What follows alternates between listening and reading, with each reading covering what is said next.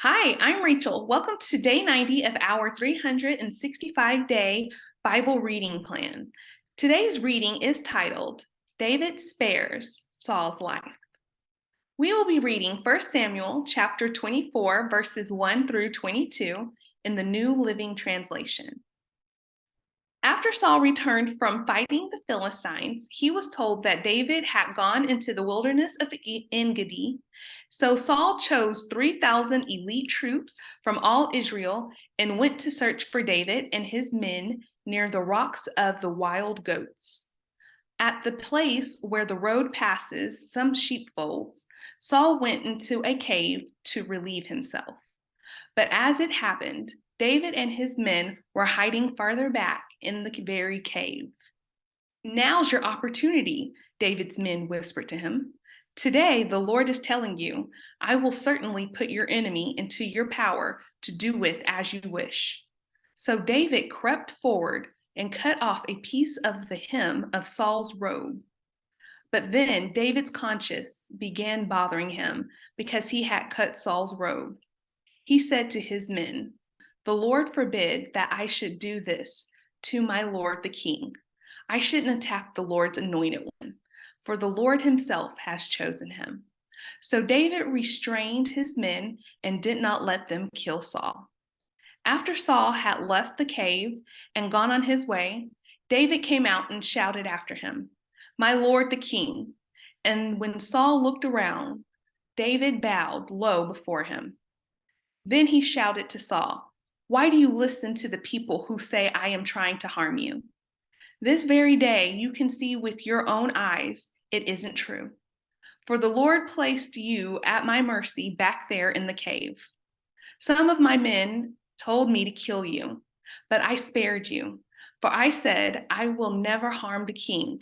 He is the Lord's anointed one. Look, my father, at what I have in my hand. It is a piece of the hem of your robe. I cut it off, but I didn't kill you. This proves that I am not trying to harm you and that I have not sinned against you, even though you have been hunting for me to kill me. May the Lord judge between us. Perhaps the Lord will punish you for what you are trying to do to me, but I will never harm you. As that old proverb says, from evil people come evil deeds. So you can be sure I will never harm you. Who is the king of Israel trying to catch anyway?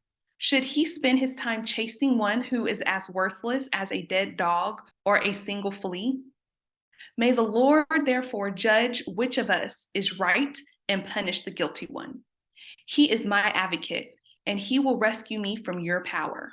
When David had finished speaking, Saul called back, Is that really you, my son David? Then he began to cry.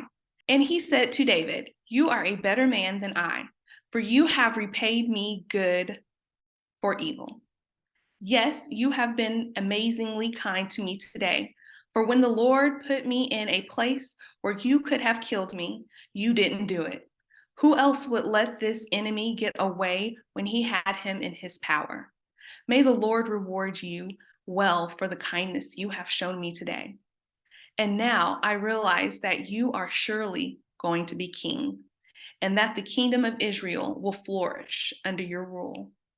Now swear to me by the Lord that when that happens, you will not kill my family and destroy my line of descendants. So David promised this to Saul with an oath. Then Saul went home, but David and his men went back to their stronghold.